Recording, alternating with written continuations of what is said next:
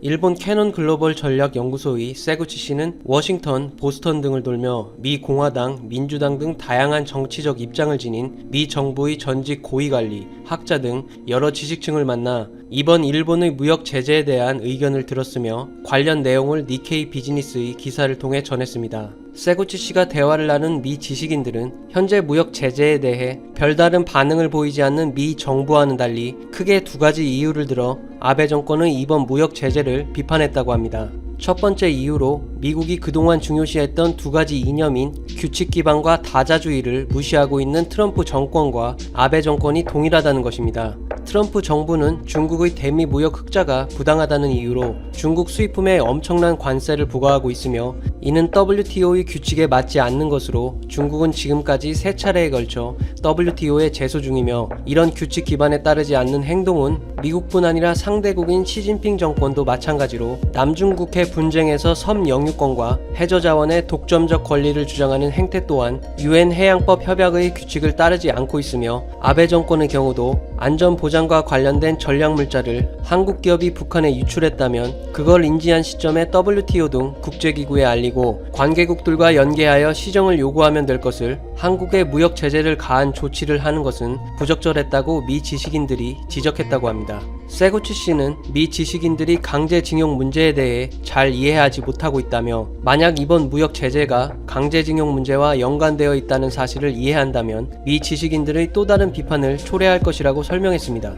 아베 정권의 무역 제재를 비판하는 두 번째 이유로 중국은 지속적으로 국방 예산을 확대하고 있고 북한은 LSBM 발사 등 군사적 위협 증가로 동아시아 안보의 한미일 공조가 어느 때보다도 중요한 시점인데 이번 무역 제재는 한국의 반발을 가져오고 협력을 방해하는 조치였다는 겁니다. 세구치 씨는 일본이 왜 이렇게 미국 지식인을 실망시키는 행동을 하고 있는가에 대해 미국 정부에 의존해온 일본 정부의 그 원인이 있다고 하는데요. 특히 화웨이와 중국 1대1로 중심에 있는 아시아 인프라 투자은행에 대해 제재를 가하는 트럼프 정부와 동조해 일본도 적대적 입장을 취하는 등 현재 아베 정권은 한국, 중국 등 동맹국들을 경시하고 있으며 규칙 기반과 다자주의를 무시하는 트럼프 정부를 따라하는 행동이 미국 지식인들의 강한 비판을 불러일으킨다며 끝을 맺습니다. 이 기사는 현재 일본인이 가장 많이 본 기사 중 하나로 올라왔습니다. 기사 내용 중에는 이번 무역 제재에 대해 국제룰을 중시하며 한국에 지금까지 유화적이었던 일본이 상대적으로 약한 입장에 있는 한국에 왜 이렇게까지 하느냐는 미 지식인들의 의구심이 있었다고 세구치 씨가 언급한 내용이 있었는데요.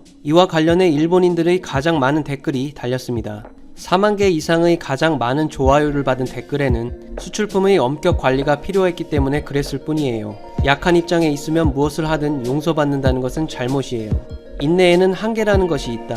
약한 입장이라면 약한 입장 나름의 태도라는 것이 있는 것입니다. 몇십 년간 사죄와 배상을 지속적으로 요구받았고 그때마다 일본은 돈을 도둑맞고 일본 기업에 위해를 끼치는 짓을 당하면 태도를 강경하게 하는 것이 당연합니다. 참는 것도 한계입니다. 이번 일본의 태도에 여러 나라가 의구심을 갖는 것은 일본 정부의 서툰 외교 때문이지만 냉정하게 일본과 같은 입장에서 생각해보면 이해할 것입니다. 일본이 이런 조치를 한다는 것은 그만한 이유가 있는 것입니다. 실제 다른 여러 무역 제재 관련 일본 기사들에서도 상대적으로 약한 한국을 지금까지는 일본이 봐줬는데 이제 인내심의 한계다라는 일본 네티즌들의 의견이 대부분인데요. 이런 댓글들을 접하게 될 때마다 드는 의문은 일본이 언제 제대로 된 배상과 사과를 했으며 과연 인내심의 한계를 테스트받는 것은 누구인지 묻고 싶습니다.